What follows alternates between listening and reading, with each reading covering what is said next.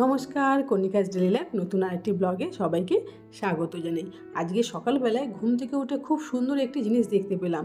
দেখলাম কি বাড়ির সামনে এরকম একজন ভদ্রলোক বাইকে করে এরকম একটা মেশিন বসিয়ে ছাতু তৈরি করছে। এই ছাতুটা কী দিয়ে তৈরি হচ্ছে? গোটা গোটা ছোলা দিয়ে। যেই ছাতুগুলো আমরা বাজার থেকে প্যাকেট সমেত কিনে আনি, কিন্তু আজকে চোখের সামনে দেখতে পেলাম কত সুন্দরভাবে যে গোটা গোটা ছোলা দিয়ে ছাতু তৈরি করছে। আগে আমরা বাজারে যেতাম, সেই বাজারে এরকম কল লাগানো থাকতো, আটা তৈরি করার মেশিন বা ছাতু তৈরি করার মেশিন। এখন কিন্তু বাড়ির সামনেই এগুলো হাজির হয়ে যাচ্ছে। দেখুন কত সুন্দরভাবে লোকটা ছাতুগুলো তৈরি করে দিচ্ছে। আমরা প্রথমে দেখতে পেলাম একজন ভদ্রলোক ছাতু নিচ্ছে, সেই দেখেও কিন্তু আমরা চলে গেলাম। আমরাও তারপরে 500 ছাতু নিলাম।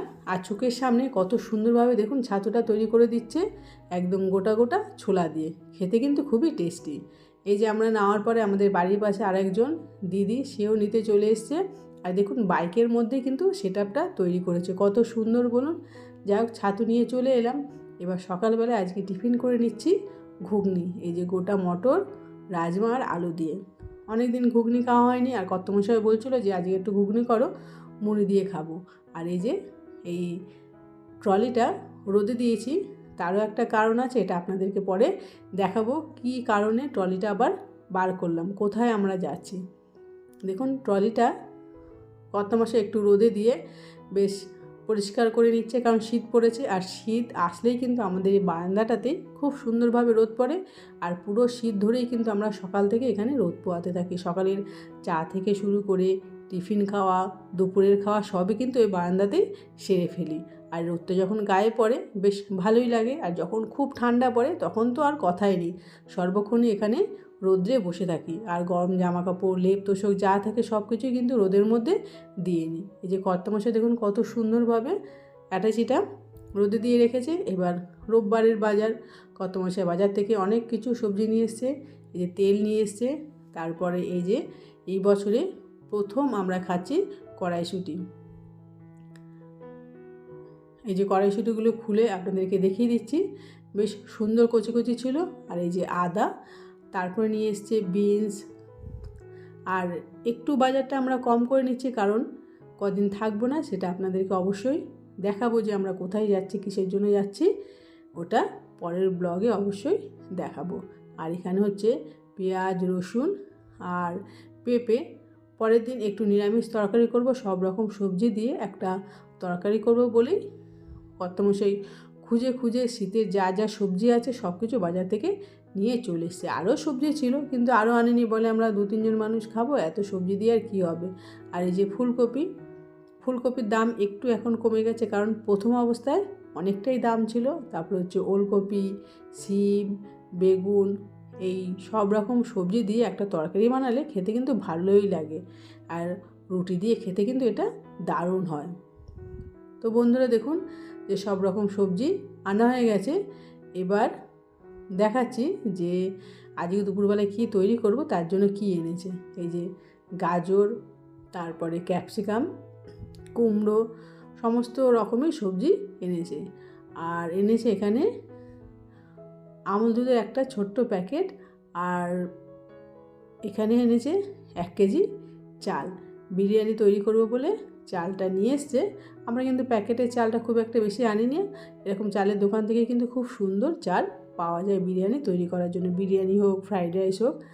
আর এখানে আনা হয়েছে চিকেনটা এবার বাড়িতে ভালো করে পরিষ্কার করে ধুয়ে নেব। বাজার থেকেও কিন্তু চিকেনটা কিনে নিয়ে এসছে। আর বিরিয়ানি বানালে দোকান থেকে বা যে কোনো রেস্টুরেন্ট থেকে কিনে এনে খাওয়া যায়, কিন্তু দেখুন বাড়িতে তৈরি করলে অনেকটা পরিমাণে তৈরি হয় বলে মেয়ে তো দুপুরে, সন্ধ্যেবেলায়, রাত্রে খাবে। আর বাড়িতে তৈরি করলে দেখবেন অনেকটা পরিমাণে তৈরি হয়, আর খরচা অনেকটাও কিন্তু কম হয়। কিন্তু রেস্টুরেন্ট থেকে কিনে আনলে সেই মেপে মেপে খাবার আনা হয়, একবেলাতেই ওটা শেষ হয়ে যায়। সেই জন্য বাড়িতেই কিন্তু সবসময় তৈরি করে নিই, আর খরচাটাও কিন্তু কম হয়। আর সকালবেলায় যে ঘুগনি বানিয়ে নিয়েছি, খেয়ে নিচ্ছি মুড়ি দিয়ে। আজ কর্তামশাইকে বললাম আজকে কিন্তু রুটি তৈরি করব না, কিন্তু মেয়ে বলছে আমি মুড়ি দিয়ে ঘুগনি খাবো না, সেই জন্য মেয়েকে 2টো রুটি তৈরি করে দিলাম। আর আমরা মুড়ি দিয়ে ঘুগনিটা খেয়ে নিচ্ছি। সেই বললাম বারান্দায়, শীতকাল মানে এই বারান্দায় বসে হালকা হালকা রোদে বেশ রোদের তাপ নেওয়া আর টিফিন খাওয়া। তো বন্ধুরা চলুন সকালে টিফিনটা খেয়ে নিচ্ছি। এবার সেই দুপুরে বিরিয়ানি তৈরি করে নিয়েছি। মাংসটা আগে রান্না করে নিয়েছি, বেশ ভালো করে কষিয়ে নিয়ে তারপরে বিরিয়ানির চালটা সেদ্ধ করে নিয়েছি। এবার কড়াইতে একটু এক্সট্রা গ্রেভি রেখে দিয়েছি। এবার এই বড় হাঁড়ির মধ্যে বিরিয়ানিটা দমে বসাবো। তার আগে সব কিছু লেয়ার দিয়ে বিরিয়ানিটা সাজিয়ে নিচ্ছি। বেশ ভালোই লেগেছিলো আজকের বিরিয়ানিটা। আর চিকেনগুলো ছোটো ছোটো টুকরো ছিল বলে খুব সুন্দরভাবে কিন্তু নরম হয়েছিল, খেতেও কিন্তু ভালো লেগেছিলো। কিন্তু রেস্টুরেন্টের মতন অত বড় বড় চিকেনের পিস করলে বাড়িতে ঠিক অতটা টেস্টি হয় না, কারণ সেই চিকেনের মধ্যে ঠিকঠাক করে মশলা ঢোকে না। এই ছোটো ছোটো পিস করে নিলে কী হয়, খেতে খুব ভালো হয়, বেশ জুসি জুসি ভাব থাকে। এবার সব কিছু দিয়ে ওপরে একটু পেঁয়াজের বেরেস্তা দিয়ে দিলাম, বেশ সুন্দর করে ঘি দিয়ে সব কিছু দিয়েছি। এবার এটাকে দমে রেখে দিয়েছি। আমি কিন্তু বিরিয়ানিতে কোনো কালার দিইনি, সেই জন্য বিরিয়ানিটা একটু সাদা সাদা হয়েছে, খেতে কিন্তু খুবই টেস্টি হয়েছিল। এবার মেয়েকে দিয়ে দিচ্ছি একদম গরম গরম বিরিয়ানি। মেয়েকে প্রথমে সাজিয়ে দিচ্ছি। মেয়ে তো বলছে, মা তাড়াতাড়ি আমার খিদে পেয়েছে, আমাকে তাড়াতাড়ি তুমি খেতে দাও। বিরিয়ানির কথা শুনলে কোন না বাচ্চার ভালো লাগে। সবাই কিন্তু তখন খাওয়ার জন্য ব্যস্ত হয়ে যায়। আর অন্যদিন ভাত তরকারি যতটা পরিমাণে খাক না কেন, বিরিয়ানি বা ফ্রাইড রাইস হলে কিন্তু তাদের খাওয়ার পরিমাণটা সত্যি একটু বেড়ে যায়। আপনাদের বাড়িতে বাচ্চারা কী করে একবার অবশ্যই কমেন্টস করে জানাবেন। এবার মেয়েকে সুন্দর করে একটা থালা সাজিয়ে দিলাম পেঁয়াজ দিয়ে, তারপরে ছোটো ছোটো আলু দিয়েছিলাম, আর চিকেন আর একটু গ্রেভি।